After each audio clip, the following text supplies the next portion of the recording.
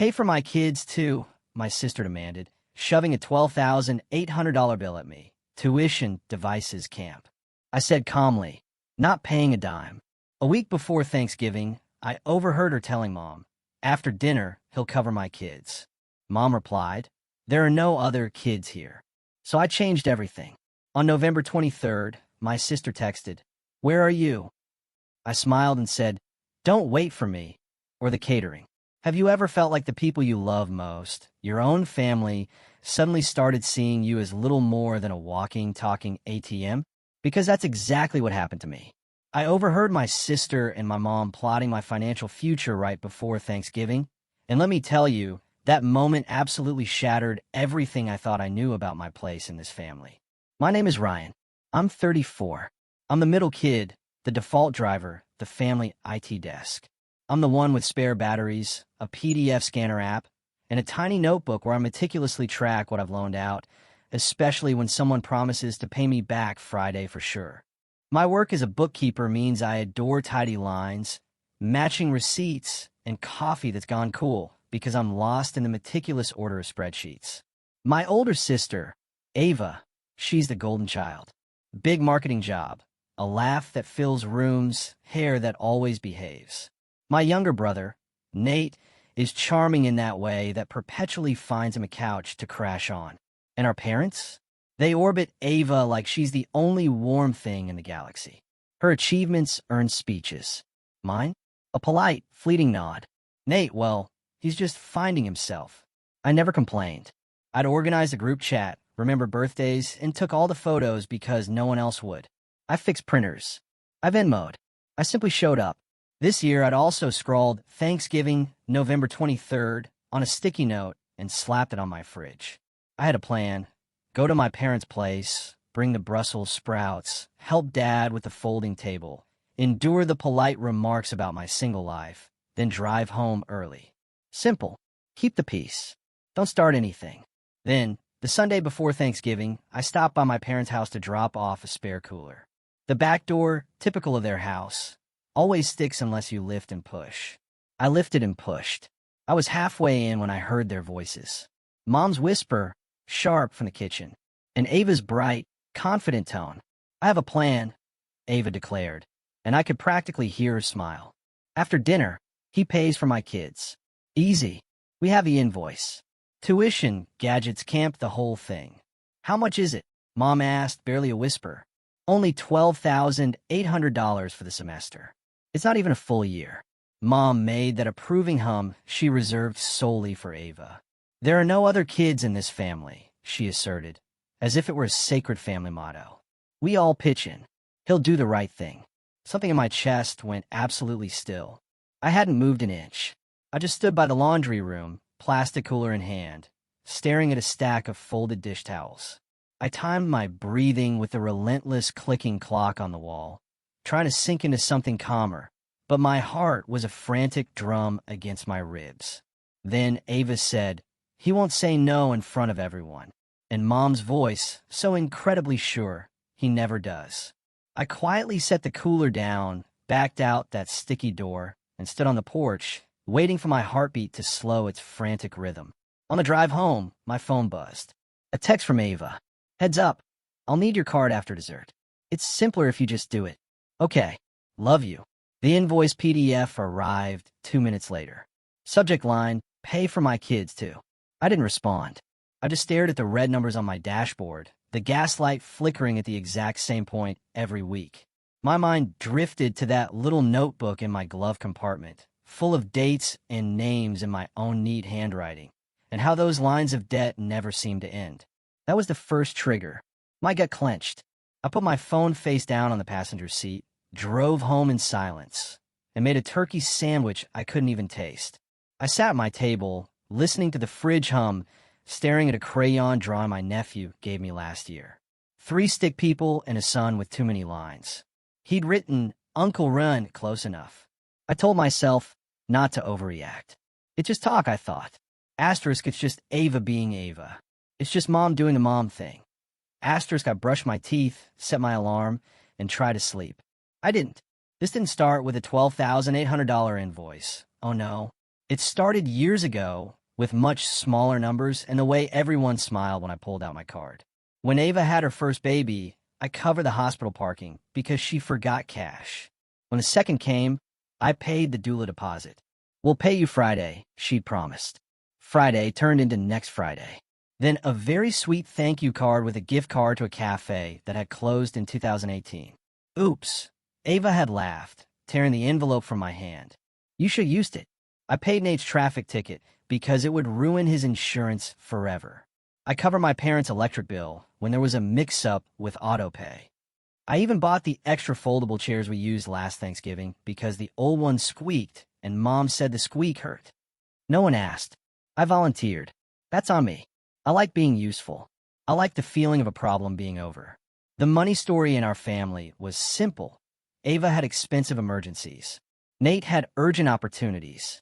My parents had constant surprises. And me? I had stability. My mom loved to say stable like it was a synonym for endless. She'd say, "We're so proud of how you support each other." That's what family does. And in the same breath, she'd text me screenshots of Ava's Amazon cart with, "Can you grab these?" In the caption, she'd always add, "We're not keeping score, but they were in invisible ink." I started keeping a light score in my notebook, not out of spite, but for my own sanity. January 12th. Ava, $180 field trip fund plus new cleats. March 3rd. Nate, $400 deposit for a room he didn't get. April 29th. Parents, $1,260 plumber. Lines, dates, notes like Promise Friday, and a small check mark when the money came back. Not many check marks.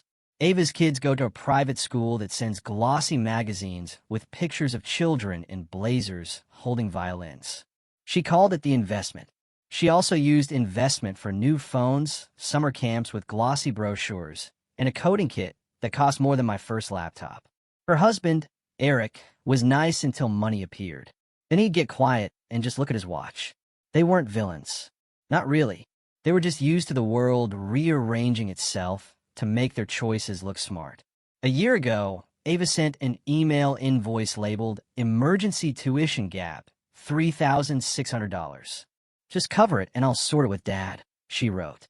My dad never sorted anything except nuts and bolts into coffee cans in the garage. I paid it. I told myself it was the last time. Then came STEM kits. Only $799, Ryan. Don't be cheap. They're curious. And the fall trip to D.C., just the deposit, $1,500 now. They'll fundraise later. And then a scholarship application fee. A fee to apply for a scholarship. That one killed me. I don't have kids. My guesses about future costs live in a tiny tab named Someday, but I'm not blind.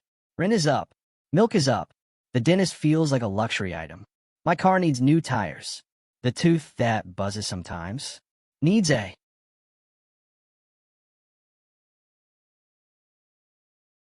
crown soon. I budget with the quiet panic of someone who knows 3 bad months could erase 10 good ones. I have said no sometimes. Once, she handed me a physical invoice at my nephew's birthday party, like a party favor. "Gadgets," she said. "They need them for school." I said they don't need 2 iPads and new headphones for kindergarten. She insisted. It's for their brain development. My mom, cutting cake, chimed in, "Don't stifle them." I pointed out, they have more devices than I do. Ava shot back. "Maybe that's your problem." Eric laughed. "He's old school. My dad just turned up the music." When I pushed back, my mother went strategic. "There are no other kids in this family," she'd say, which meant every expense was everyone's. "We don't separate. We all do our part."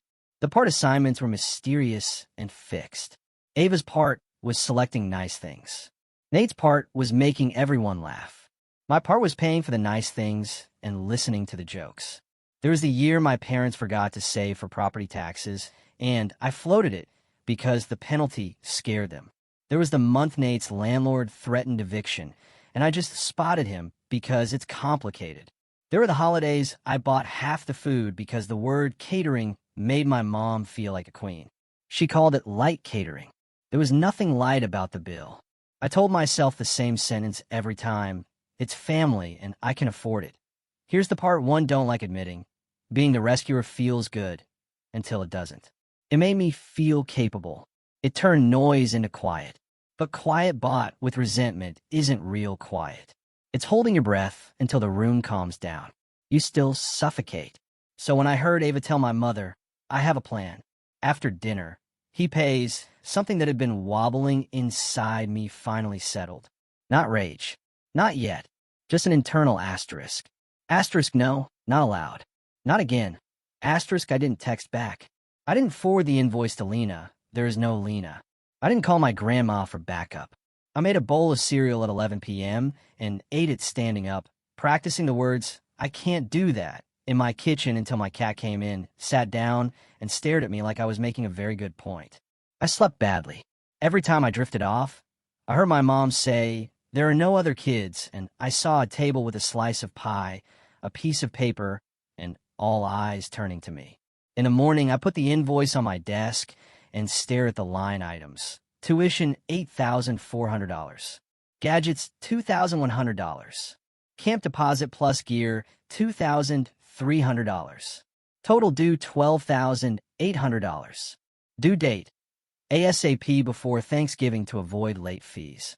Ava had added a note. You can put it on your rewards card. I closed the PDF, walked to the mirror, and said out loud, no. It sounded small. Then I said it again and again until it sounded like a complete sentence. Thanksgiving planning is a ritual in our family. My mom makes the list. Ava adds expensive touches. Nate promises ice and forgets it. I fill the gaps. This year, my mom wanted light catering for the turkey and sides because the oven hates me. She told me the menu like she was reading poetry. Herb turkey, truffled potatoes, glazed carrots, mac and cheese for the kids, 3 pies. We'll pick up rolls, she added, as if that made the rest simple. Who's paying? I asked, even though I knew. Don't start, she snapped. We're all pitching in. It'll be under 1,000. That's reasonable. I picture the money I'd already sent this month. $300 to Nate for bridge until Tuesday. $210 for my parents' prescription copay because the card didn't work. And the recurring $70 internet bill I pay because you set it up, sweetie. It's easier if you keep it. I heard that little buzzing tooth. I can't do catering this year, I said. I'll bring a dessert. My mom sighed like I dropped a tray. Ava's kids won't eat Brussels sprouts. They'll eat what everyone eats, I said. My own voice surprised me. It didn't wobble. She made a noise of exasperation. Ava's handling the important part, she said, meaning the invoice. Don't be difficult. I didn't answer. I said, I'll be there at 2. Then I hung up and sat looking at my wall clock. It ticked like an ankle tapping a chair. I opened my email, looked at the invoice one more time, and felt a wave of something hot. Then it cooled. Clarity is a temperature drop. 2 days before Thanksgiving, Ava texted again. Hey, send the car details so I can pre-run it with the school and camp. Saves time Thursday. I typed no. She sent back 12 question marks and a voice note that started with a laugh and slid into, are you serious, Ryan? Don't make this weird. It's for the boys. You're good with money. You literally love budgets. Just do the thing. I called her. I'm not paying your invoice, I said. Not a cent. She made it sound like she'd dropped her phone into a sink. Excuse me. I'm not paying. I won't be discussing it at dinner or after dinner. And if you bring it up, I'll say no in front of everyone. You're punishing my kids, she accused. I'm not punishing anyone, I said. I'm ending a pattern. I can't keep funding your choices. I'm not a second parent to your kids. Mom said. I heard what Mom said. I cut in. There are no other kids in this family. That's not true. They're your kids. There are 8 someday kids. There are hypothetical future kids. There are adults who made decisions. And there is me. I'm allowed to be a separate person. She went quiet then. Wow, on Thanksgiving week. You're heartless. I'm boundary full, I said, and immediately regretted the phrasing but not the meaning. She hung up. That night, my mom called with the tone she uses for doctor appointments. Ava tells me you're being difficult. I'm saying no. She launched into the speech. We raised you. We did without. We never asked. You asked, I said, cutting her off. My voice was firmer than I expected. You ask all the time. You just don't call it that. She went silent long enough for it to feel like a tiny victory. Then she tried another angle. Family isn't transactional. Money is, I said. And this is money. You'll regret this, she said, her voice going small and sharp. I already regret the last 5 temporary emergencies, I said. We sat in the quiet for a beat. Then she said, fine, don't bring a thing. Like it was a punishment. And hung up. I thought I'd feel sick. Instead, I felt like I'd been holding a heavy bag by the handles for years and finally put it down. A week before Thanksgiving, I stopped by my parents again. I wanted to look my mother in the face, to check my own resolve. I pulled into the driveway. The curtains were open. I could see my mom at the table with her binder of lists. Ava beside her, both heads bent over paper. I lifted and pushed the sticky door. I heard their voices before they saw me. I have a plan, Ava said, same tone as before. After dinner, he pays for my kids. Like she was explaining a seating chart. I'll do the toast about gratitude. I'll talk about community, then I'll slide the invoice over. He won't embarrass me in front of the boys. My mom nodded. There are no other kids in this family, she said again. He'll do the right thing when he sees their faces. I stepped in the frame. Hi. They both flinched. My mom covered the paper with her hand like a teenager hiding a quiz. Ryan. Oh, we didn't hear you. Sticky door, I said. Ava recovered instantly. Great timing. Look, about Thursday. No, I said. We're not doing that. She laughed brightly. Doing what? The performance, the toast, the invoice. I'm not paying, I said, my voice rock solid. Not now. Not after dessert. Not later. You really want to do this here? She asked, lowering her voice like I was the one making a scene. I want to do this once, I said. My mom's mouth tightened. You're being cruel. I'm being clear, I said. Clarity sounds cruel when you're used to getting your way. Ava pushed the invoice toward me anyway. Just look. I've looked, I said. It says $12,800. That's not my bill. Everyone benefits when my kids succeed, she insisted. That's how families grow wealth. I benefit when my savings exist, I countered. I benefit when my car gets new tires before the tread is smooth. I benefit when I can handle my own dental work. I'm not setting myself on fire to keep you warm. You love those boys, my mom said, a statement, not a question. I do, I said. I love them enough not to tie their joy to my credit limit. Ava stared. You've changed.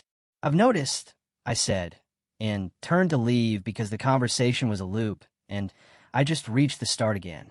On the porch, my phone buzzed. It was the catering company. Hi, we just need the card on file to run the deposit for Thursday. I could see my mother's silhouetted head in the window. I pictured her beaming when the trays arrived, bragging about light catering. I felt the bag handles in my hands again, the weight of years. I took a breath. I won't be placing that order, I said. Please take my name off the account. If someone else wants to handle it, they'll call you. The woman said, okay, in a practiced way. I thanked her. I hung up. Then I made a different call. I texted my friend Caro, who runs a tiny cafe that does holiday boxes. Any chance you have 2 small Thanksgiving boxes left? She did. I paid for one for me and one for Nate because I knew he'd end up eating cereal if my mom went nuclear. Pick up November 23rd at 1 p.m., she texted. Done. I also drove to the store and bought a frozen pumpkin pie because an empty plate on a quiet table can still feel like a small failure. I put the pie in my freezer and stuck a note on it. November 23rd. On November 23rd, 11:15 a.m., my phone lit up. Ava, where are you? Mom, ETA, Dad, your mother is nervous. The group chat, don't be late. I took a photo of the sky, empty and sharp, then typed back to Ava, don't wait for me or the catering. She sent a wall of text. W.A., are you kidding? Mom thinks you're picking it up. They're already here. People are coming. You're going to humiliate us. I wrote, I told you I wasn't paying. Enjoy your plan. I changed mine. Then I turned my phone face down and picked up the cafe boxes. I brought one to Nate's apartment. He opened the door, socks on, utter relief washing over his face. I love you forever, he said, grabbing the box. Mom said there's drama. I shrugged. There's clarity. He nodded like he'd been waiting for that word. I went home, warmed my food, cut the pie, and ate at my little table with the bad plant that keeps deciding to live. Anyway, I watched a movie I've seen 10 times. It felt like a day that happened inside my life, not a performance I was drafted into. The calls kept coming. My mom, how could you? My dad, you put us in a terrible position. Ava, you're dead to me. Then another, okay, not dead, but wow. Then, you ruined Thanksgiving. Then the boys are crying. They cry when there are no marshmallows. I know how this works. I waited until 7 p.m. Then I called my mom back. Did people eat? I asked. Yes, she said, tight. We ordered pizzas. Good, I said. Happy Thanksgiving. You should apologize, she said. For what? For abandoning your family, she accused. I didn't abandon anyone, I said. I refused to finance a trap. There's a difference. You did it for attention, she said. I did it to stop bleeding money, I replied. You think you're better than us, she said, her voice dripping. I think I'm separate from you, I said. That's new. I like it. She hung up. Ava texted at 9 o'clock. We need to talk tomorrow noon. I replied, no, next week if you want. Not about money. She sent back, you're unbelievable. I put my phone on Do Not Disturb and fell asleep hearing nothing but my own radiator. The fallout week looked like this. Monday, my aunt called to say I broke my mother's heart. I said it'll heal. Tuesday, Eric left a voicemail explaining their cash flow like I was a bank manager. I deleted it. Wednesday, my grandma texted a heart emoji and proud of you for standing strong. I cried in my car for 2 minutes outside the hardware store. Thursday, Nate sent a photo of an empty plate with thank you written in gravy. I laughed too hard at that. Friday, my mom posted a Facebook status about kids these days and losing values. I resisted the urge to comment. Values are not a payment plan. A week later, Ava sent a shorter invoice. Tuition portion only $1,800. I replied with a link to a scholarship program at the school and a budget template. She wrote, don't treat me like one of your clients. I wrote, okay, and didn't. 2 weeks later, my mom tried a new tactic. Can you at least cover Christmas dinner? I said, I'll bring 2 sides. She said, you don't love me. I said, I love you enough to stop lying by paying. Silence. Then we'll see. 3 weeks later, Ava called from her car. I could hear turn signals. I hate you, she said. I listened. Then she said, no, I don't. I hate that this is hard. I said, me too. She said the boys asked if Uncle Ryan is mad at them. I said, tell them I love them. I just can't be the money guy anymore. She said, Eric says you're being dramatic. I said, maybe it's working. We ended the call with nothing solved and no invoice sent. That felt like a win. It's quieter now, not silent, just less of that buzzing noise where I can't hear my own thoughts. I'm learning that peace isn't everyone being happy with me. Peace is me not being furious at myself. My mom still says, there are no other kids in this family. I say, there are, and I am one of them. My dad still tries to float logistics. Okay, what if we split it in thirds? I say, I'm not splitting your choices. Nate still borrows $40 sometimes. I still give it to him if I can. He pays me back lately. He sends a screenshot of the transfer with a thumbs up emoji like we're both proving something. Ava has mostly stopped sending invoices. She sends questions instead. Do you know a cheaper camp? Is there a used buy group for gadgets? How do you set up autopay? I help. When I have bandwidth. I say no when I don't. She tries to guilt me once a month. I let it pass. She sends a photo of the boys at the park sometimes. I heart it. I send a sticker book. Not a laptop. A sticker book. I put new tires on my car. The hum on the highway is different now. Steady, safe. I booked a dentist appointment and told the hygienist I want to fix that crown in March. I set up a little automatic transfer to a folder named Someday. It tucks away $100 a month. It's not impressive. It's mine. For Christmas, I brought mac and cheese and roasted carrots. My mom tried the line again. You don't love me. When I wouldn't pay for light catering. I said, I love you. I'm not paying. She squinted, then hugged me like she was angry and affectionate at the same time. That's my mother. I accept the hug, not the invoice. If you're reading this because someone in your family slid you a bill with a smile, or because you overheard them planning your generosity like a weather event that always happens, here's what I learned the hard way. Write down your lines. Actual sentences. I can't do that. That's not my bill. I'm getting a pattern. I love you know. Say them out loud in your kitchen until they stop shaking. Expect people to call you cruel when you get clear. They're not used to separate you.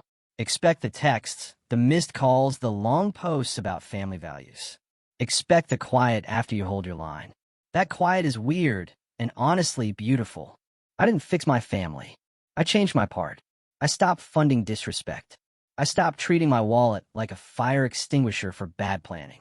I stopped confusing helpful with available. I started being a person with my own budget and my own holidays. On November 23rd, when Ava texted, "Where are you?" and I laughed and told her not to wait for me or the catering, that was the first holiday with my new rule. It wasn't a triumph. It was just a table with two place settings, a pie, and a man eating slowly and feeling something new. Relief. My name is Ryan.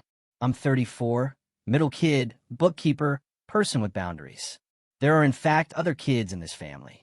One of them is me, and I'm finally acting like it. So I gotta ask, what would you have done in my place? Have you ever had to draw a line with your family or a friend when it came to money? Tell me what you think in the comments below. I really want to know.